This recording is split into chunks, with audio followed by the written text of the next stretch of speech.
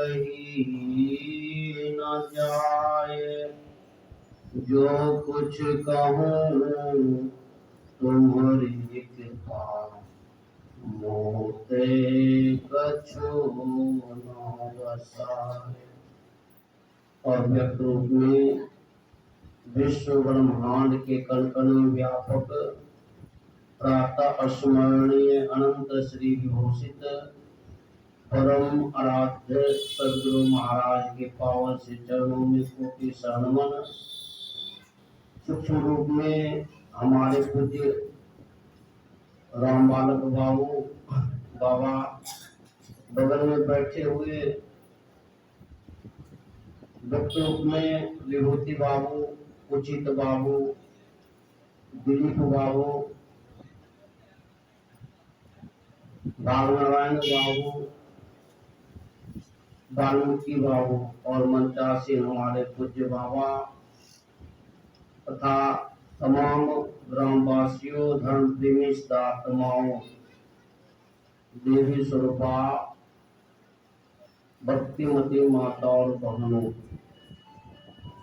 अभी हम लोग रामचरितमानस प्रथम सोपान से पाठ श्रवण कर रहे थे। गोस्वामी तुलसीदास जी महाराज नाम की महिमा का वर्णन करते हैं। राम नाम मणि दीप धरु, जीह देहरी द्वार, और तुलसी भीतर बाहर हो, जो चाहसी उजियार। गोस्वामी तुलसीदास जी कहते हैं, अगर आप बाहर भीतर दोनों तरफ उजाला चाहते हैं तो राम नाम क्या है? मणि। मणि को रखिए कहाँ? दरवाजे पर, देहरी पर। जैसे कोई आदमी दीपक जलाते हैं, दरवाजे पर, देहरी पर जब दीपक जलाते हैं तो वह प्रकाश घर के अंदर में भी जाता है और बाहर में भी आता है। उसी तरह शरीर रूप देहरी का दरवाजा कहाँ है? तो कहते जिभ्या। कहते से जिभ्या जी देहरी द्वार। जिभ्या पर परमात्मा के नाम, इष्ट के नाम का मणि रखिए। राम नाम मणि दीप धरो।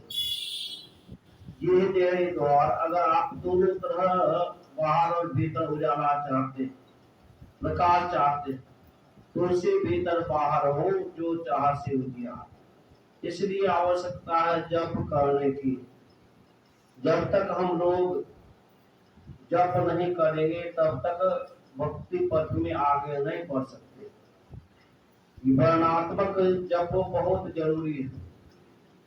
जप से सिद्धि मिलती है, जप से कल्याण होता है। तो रहे थे जप ही नाम जन आरत भारी, मिटहि कुसंकट हो ही सुखारी। दुखी लोग नाम का जप करते तो क्या होता? उसका कुसंकट, दुख भाग जाता। और कबीर साहब क्या कहते?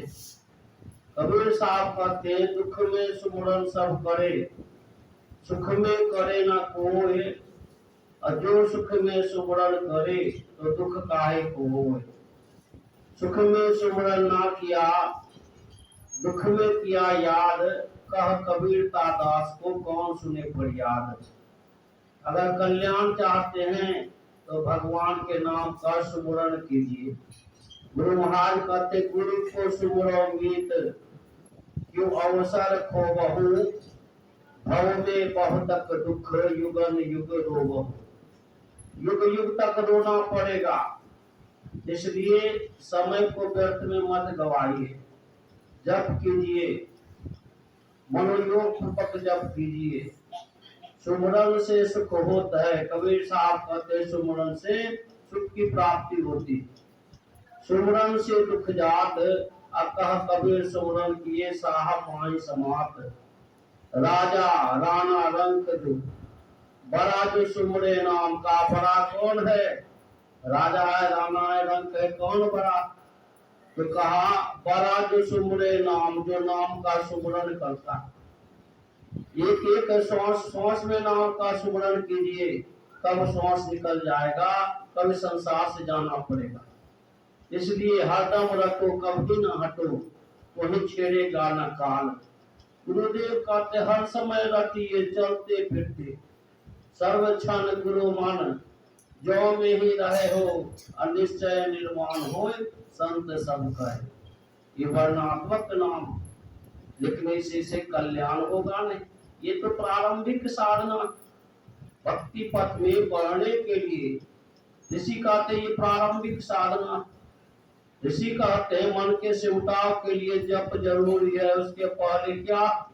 पूजा कोटि समम अश्रोतम, अश्रोत कोटि समम जपः, जपः कोटि समम ध्यानम, ध्यान कोटि समोदय। बाहर में जो पूजा करते, फूल धूप दीप अगरबत्ती चढ़ाए, एकाग्र मन से अगर पूजा कर रहे तब तो ठीक है, तब तो लाभ होगा, कुछ कुछ लाभ होगा। लेकिन ऋषि कह रहे करोड़ों दिन तक कोई बाहरी पूजा करे, करोड़ों दिन तक करने के बाद जो लाभ होना चाहिए, अगर एकाग्रचित होकर स्तुति विनती कर ले एक दिन ना, पूजा कोटि समम अश्रुतम। हम लोग यहाँ रोज आकर बैठते, सुबह में जो भी सत्संग यहाँ आकर बैठते हैं, 1 घंटे का स्तुति होता है। और उस स्तुति को एकाग्रचित होकर अगर हम लोग करते हैं तो करोड़ों दिन की पूजा की अपेक्षा 1 दिन की स्तुति में आपको विशेष पुण्य मिलेगा। साधारण बात नहीं, मैं नहीं कहा, ऋषि की वाणी। पूजा कोटि समम अश्रोतम, अश्रोत कोटि समम जपः। उस स्तुति से भी करोड़ों गुना मन का सिमटाव कब होगा? जब आप जप कीजिएगा एकाग्रचित होकर, मन आपका हिले डोले नहीं, जप रहे और आप रहे, बीच में सारा पाप भाग जाएगा। इस तरह से जप करना चाहिए। इस तरह से मन भागे तुरंत लौटाइए जप में, तो आपका जप बनेगा। बनते बनते कुछ अच्छा नहीं लगेगा। इस करके देखिए, गुरु महाराज कहते हर समय जपिए, चलते फिरते सोते जागते, तो ही जो है आपका मन का सिमटा होगा। जप कोटि समम ध्यानम, जप से भी करोड़ों गुना मन का सिमटा होता है। इष्ट मूर्ति के ध्यान से, इष्ट मूर्ति का बहु ध्यान होना चाहिए। परम संत बाबा देवी साहब गुरुदेव से कहते, लाला ध्यान में इष्ट को बहु देख लेते हो? कान हजूर धुंधला धुंधला दिखाई पड़ता है, धुंधला धुंधला दिखाई पड़ता है। बाबा साहब क्या करते? नहीं, मैंने भी अपने इसका ध्यान किया और मैंने हूबहू उगा लिया। ध्यान में हूबहू देखा जाता है। तो ध्यान 2 तरह का है, एक सगुण का ध्यान है और दूसरा निर्गुण का ध्यान। सगुण ध्यान में तक अनिमादि गुण परतम, निर्गुण ध्यान समाधि तत्व होगी। सगुण के ध्यान करने से अनिमा आदि गुणों की प्राप्ति होती है और निर्गुण ध्यान से युक्त को समाधि की प्राप्ति होती है। उसके बाद कहते निर्गुण बिंदु का ध्यान, बिंदु से आगे नाद का ध्यान नहीं, निर्गुण का ध्यान। तो इस तरह से आरंभ करना, अंतर में प्रवेश करना। गोस्वामी तुलसीदास जी महाराज नाम की महिमा का वर्णन करते, 14 चारों अष्ट 10 रस समझो भरपूर, नाम वेद जाने बिना समझ सकल महाधूर। चारों वेद को पढ़ लीजिए, 18 पुराण को पढ़ लीजिए, लेकिन आप नाम की महिमा को, वेद को नहीं जानते हैं, तो आप आध्यात्मिकता की दृष्टि से धूल ही धूल भागते हैं। वह नाम 2 तरह का होता है। अभी जो हम लोग नाम जपते हैं, इसको कहते वाचिक जप। उसके बाद है उपांशु जप, उसके बाद है मानस जप। यह कहाँ होता है? पिंड के अंदर में, नहीं, पिंड के अंदर में ही होता है, पिंड में ही वह रह जाता है। लेकिन एक दूसरा नाम है पिंड का उल्टा हुआ ब्रह्मांड, तो वहां से एक शब्द आता है, उसको सूत्रात्मक शब्द कहते हैं, उसको सुना जाता है। कैसे सुना जाता है? तो कहा चेतन प्राण के कान से, वह सबके अंदर में गूंज रहा है। यही वाल्मीकि मुनि साधना किए थे। बहुत लोग कहते हैं उल्टा नाम जपत जग जाना, आप वाल्मीकि भय ब्रह्म समान। नहीं, वाल्मीकि मुनि उल्टा नाम का जप किए, और ब्रह्म समान हो गए। तो उल्टा बहुत लोग कहते मरा मरा कहते थे, राम नहीं कहकर मरा मरा कहते थे। बहुत की हिंसा किए थे, इसलिए राम की जगह पर मरा मरा होने लगा। आज भी कम डाकू नहीं है, चोर बदमाश नहीं, ऐसा कोई नहीं होगा जो राम की जगह मरा की जगह पर राम नहीं कर सकता। क्या कहते नाम कहते, वह नाम आपके अंदर में हो रहा है। जब तक अपनी सूरत को उल्टाइएगा नहीं। पिंड का उल्टा है ब्रह्मांड। तो वो स्वामी तुलसीदास जी महाराज पिंड में राम नाम का जप किए ना। पिंड में अंधकार का उल्टा होता प्रकाश। गोस्वामी तुलसीदास जी महाराज अंधकार में नाम का जप किए और प्रकाश में जाकर नाम का ध्यान किए। इसलिए कहा जो कोई चाहे नाम, सो नाम अनाम है। लिखन पढ़न में नाही अक्षर काम है। रूप कहो अनुरूप हो, पवन अनदेखते, अरे हारे पलटू गए दृष्टि से नाम वह देखते। वह ऐसे नहीं सुना जाता, वह सूरत के कान से सुना जाता। हमारे गुरुदेव क्या कहते, आगे सुन समाधि, नाद ही नाद की लहे संत का दास, जाहि शुद्धि आदि की मीठी मुरली की तान, सुने सूरत के कान से। नहीं, अरे हमारे में ही बड़ा कौतूहल हो ध्वनिल के ध्यान से। वह ध्वनिल सबके अंदर में हो रहा, लेकिन हम लोग सुन नहीं पाते। आवश्यकता है सुनने की, कला जानिए। है आढ़ी धूल से सदा तेरे बुलाने के लिए। वो परमात्मा रूपी केंद्र से वह आ रहे। वो स्वामी तुलसीदास जी महाराज कहते हैं जो उस नाम का जप करते, उस नाम को सुनते, वे तमाम दैहिक और भौतिक त्रेतापों से अलग हो जाते, जन्म मरण के बंधन से छूट जाते। वो रोग रहित नाम, उस नाम की खोज करना चाहिए। अंतराकाश में जब तक हम लोग गमन नहीं करेंगे, मुख से अंतर्मुख नहीं होंगे, तब तक वह नाम नहीं होगा। आगे को स्वामी जी कहते हैं, राम भगत जग आचारी प्रकारा, असुकृति चारियो अनघ उदारा। भगवान के भक्त कितने तरह के होते, तो कहा 4 तरह का। चारों निष्पाप होते, पुण्यवान होते। चहुचतरंग का है नाम आधारा, अज्ञानी प्रभु ही विशेष प्यारा। चारों भक्तों को आश्रय क्या है? नाम का। नाम का आश्रय लिए बिना कोई उस पार नहीं जा सकते। जब पहले नाम जन आरत भारी, भारी से भारी दुख भाग जाएगा। तो चारों भक्तों के लिए नाम का आश्रय। कौन कौन भक्त होते हैं? तो आर्त, अर्थार्थी, जिज्ञासु और ज्ञानी, 4 तरह का भक्त है।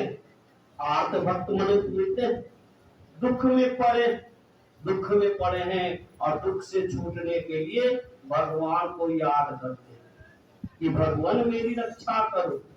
द्रौपदी भरी सभा में भगवान को पुकार रही है। जिस समय तो शासन उनके बाण को पकड़कर घसीटते हुए बड़ी सभा में लाए, और दुर्योधन क्या कहा, यहाँ सभी अंधे, इसलिए इसका वस्त्र खींचो, नग्न करो, मेरी जगह पर बैठाओ। तो उस समय द्रौपदी रोती, 5 भाई के पास गई, सब अपने सिर को झुका दिए। कहाँ गई? जिस पितामह के पास भी सिर को झुका दिए। द्रोणाचार्य सभी के पास गए, सभी महारथी माथे को झुका लिए। अब जो है दुशासन उनके वस्त्र को खींच रहा, और द्रौपदी जो है अपने वस्त्र को पकड़कर भगवान को पुकारती है, दुख हरो ही द्वारिका नाथ शरण में तेरे। तो दुखी है, दुख से बचने के लिए भगवान को पुकारती, मेरी लाज बचाओ। आज तुम्हारे बिना मेरी लाज इस बड़ी सभा में जा रही, रो रही है। उस समय पे भगवान देखते हैं कि इसको अपने बल का घमंड है, एक हाथ से वस्त्र को पकड़ी है और एक हाथ से पुकारती। भगवान उस समय भी नहीं आए। अंत में वो क्या करती है? दोनों हाथों को छोड़कर दोनों हाथों को उठाती, वस्त्र छोड़कर उठाती है और कहती है, दुख हरो ही द्वारिका नाथ। जैसे कहती है भगवान उसके वस्त्र में प्रवेश करते हैं। भगवान कृष्ण उसके वस्त्र में प्रवेश कर गए और 10,000 हाथी का बल रखने वाला दुशासन वस्त्र खींचते खींचते थक गया, लेकिन वह वस्त्र कम नहीं हुआ, बढ़ता गया, थक गया, वह गिर जाता, भुजा का बल खत्म हो गया। तो यह है आर्त भक्त दुख से भगवान को पुकारता है। गजग्राह का हम लोग देखते, ग्राह पकड़ लिया गजराज को और खींच रहा है समुद्र में, नदी में। उस समय उसकी पत्नी गजनी जो है, हथनी और पुत्र सभी भाग गए, कोई उसकी रक्षा नहीं किया।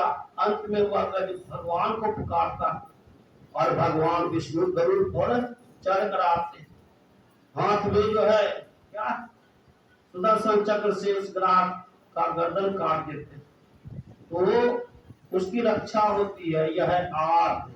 दूसरा अर्थार्थी भक्त। अर्थार्थी भक्त धन की कमी नहीं, धन की कमी है इसलिए भगवान को पुकारते, धन की कमी है इसलिए भगवान को पुकारते, हे परमात्मा मुझे धन दो। यह भी भक्ति ही है, लेकिन इसके अंदर में कुछ मांग कामना के साथ भक्ति कर रहे हैं। हम लोग जानते हैं सुदामा, सुदामा बहुत छोटे थे और भगवान कृष्ण के साथ गुरुकुल में पढ़ते थे। एक दिन गुरु जी बोले जाओ लकड़ी लाने के लिए, तो दोनों मित्र गए लकड़ी लाने के लिए। कुछ भुंजा दे दिए थे खाने के लिए, चना सुदामा को, कहे कि दोनों मित्र वहां बांट कर खा लेना। तो दोनों गए, लकड़ी काट रहे हैं, सुदामा पेड़ के ऊपर चढ़ा और भगवान कृष्ण नीचे, और वर्षा भी हो रही, ठंड भी पड़ रहा, और सुदामा वही जो है खा रहे भुंजा। भगवान कृष्ण कहते मित्र, कटकट की आवाज आती, क्या खा रहे हो? नहीं, क्या खा रहे हो मित्र? तो सुदामा क्या कहता, मित्र ठंड के कारण दांत कटकट कर रहा।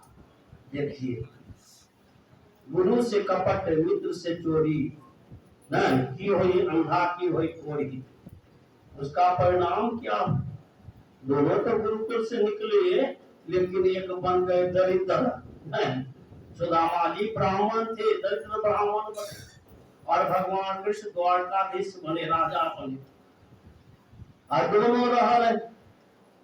ये जो है ब्राह्मण, उनकी पत्नी है सुशीला, बराबर जो है उनके घर पर जो है एकादशी रहता, भोजन नहीं मिलता खाने को, भूखे रहना पड़ता, अन्न मांगने के लिए आते हुआ भी नहीं मिलता। बराबर उनकी पत्नी कहती है, आप तो अपने मित्र की बड़ाई करते हैं कि हमारा मित्र ऐसा है वैसा है, जाइए मित्र से कुछ मंगाइए। तो ये जाने में कतराते, बहुत जिद की तब वह जाने के लिए तैयार होती है और थोड़ा सा चावल दे देती है, नहीं बांधी खूट में, कहीं से मांग कर लाई और बांधी खूट में ये गए।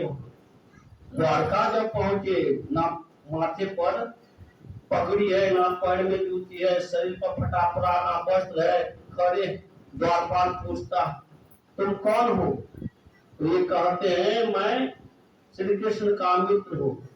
तो द्वारपाल इनको धकियां दे लगे, बार बार कहते हैं मैं कृष्ण का मित्र हूँ, मुझे जाने दो।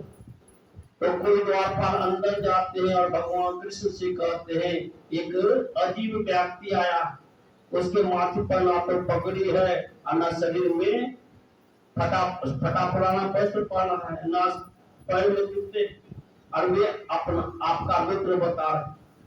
वह अपने को सुदामा कहता है, जैसे भगवान कृष्ण सुने दौड़ते, ये ना मित्र होई दुख होई दुखारी, अति नहीं विलोकत पातक भारी।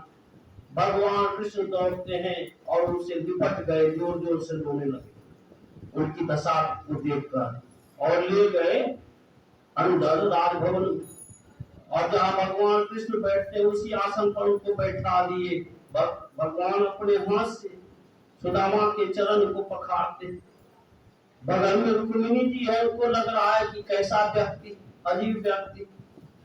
बहुत देर तक ऐसा प्रसंग हुआ, उसके बाद भगवान कहते मित्र बहुत दिन के बाद आए, भावेश्वरी क्या दी है मेरे लिए, आई आंख में दबैले है ना। थोड़ा सा तांडुल है आंख में दबेले।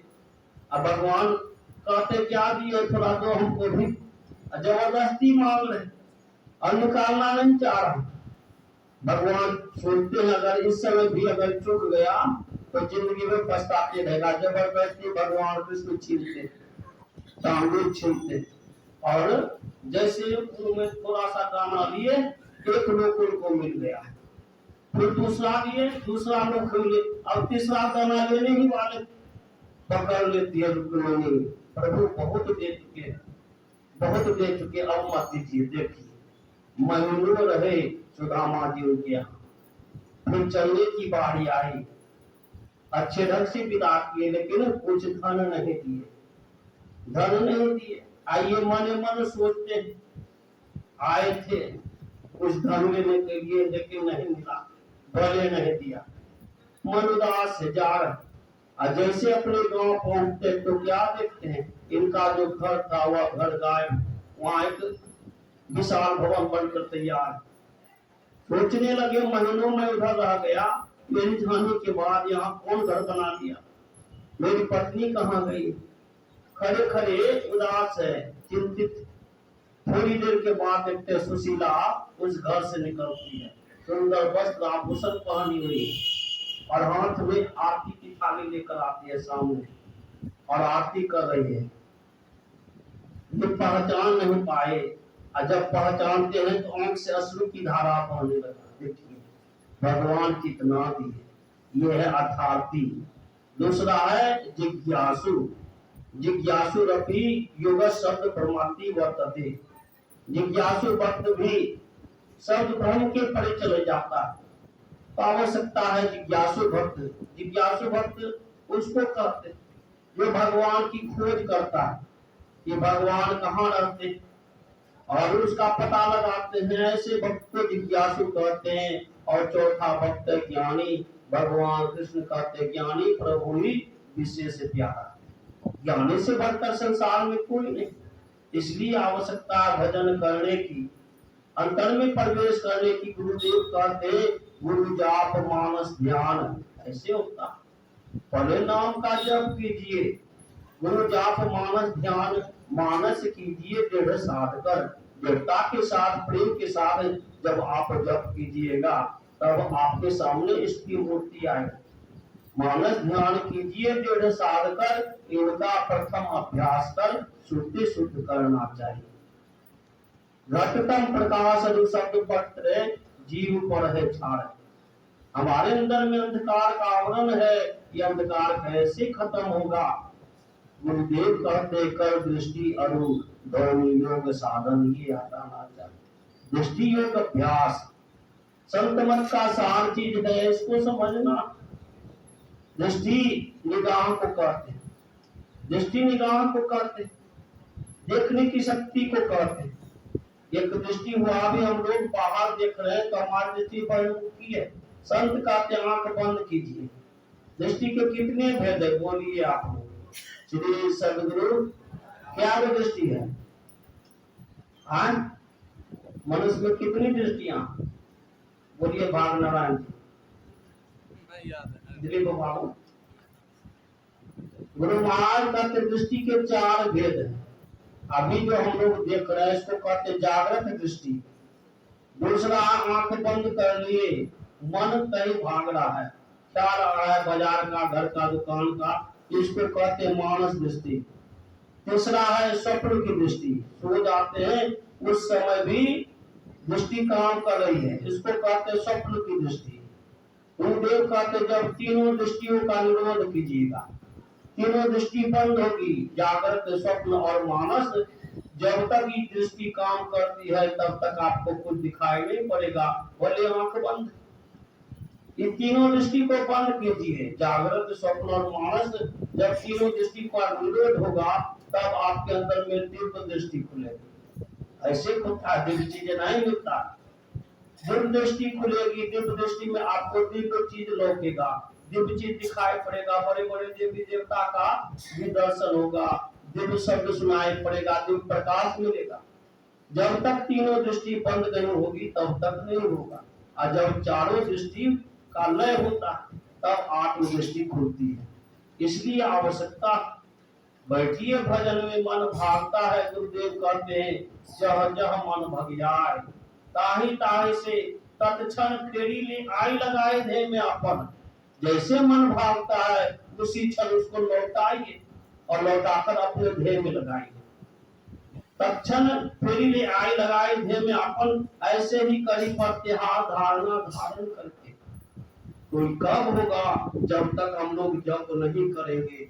बहुत जप करना है, थोड़ा सा नहीं, थोड़ा सा जप किए आंख बंद कर लिए नहीं, खूब जपिए। राधा स्वामी साहब मत में एक आसन से 3 घंटा बैठने का।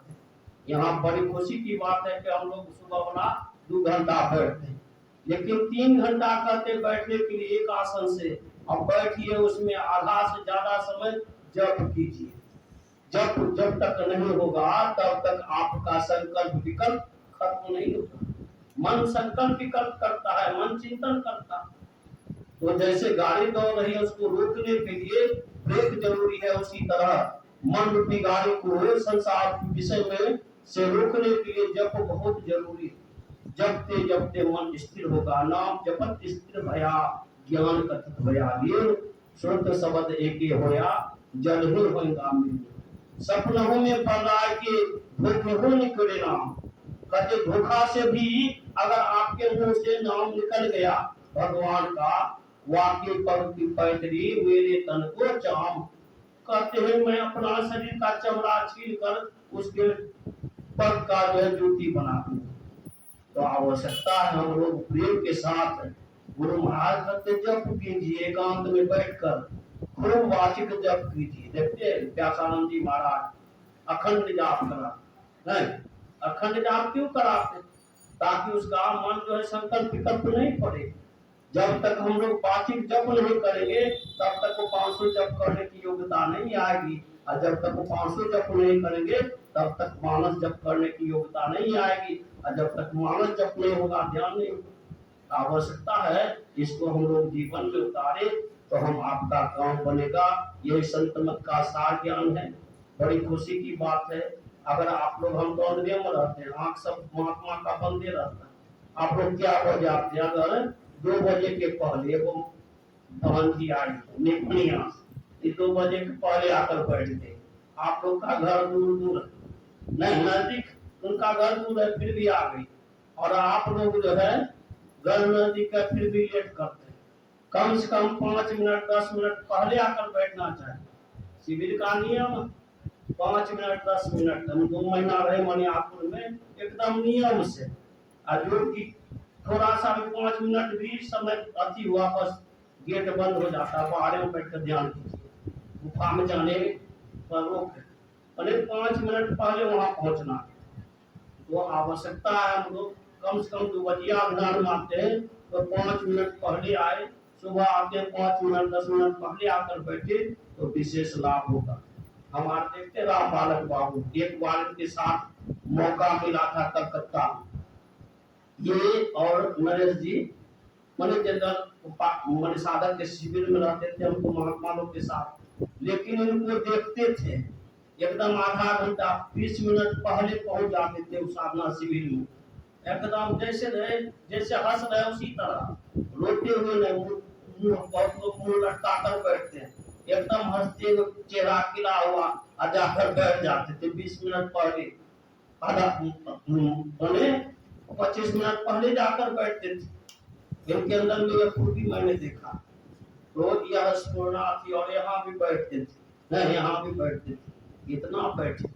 यही उनके साथ में गया, कुछ गया नहीं, सब तो यही रह गए। बहुत बड़ा संस्कार लेकर गए। गुरु महाराज की असीम कृपा जो हम लोग इनके सानिध्य में रहकर आज देखिए इतने सत्संगी बैठे। इन्हीं का प्रयास है, इतने लोग आकर यहाँ बैठे तो एक माहौल बन गया। लगान में भी कोई बार बुलाए थे, फर्स्ट बार वहां भी गए थे, 3-4 दिन वहां भी रहे थे। और वही नंबर बाबा से भेंट हुआ तो वहां भी बैठे थे, गुफा में बैठते थे। तो अच्छी बात है, हम लोग इसी तरह साधन भजन करें तो हम आपका ही लोक और परलोक दोनों मंगल में होगा। हमारे बीच पूज्य श्री नकुल बाबा आए हैं, हम लोगों के मुखारबिंद से सुने। बोलिए श्री सद्गुरु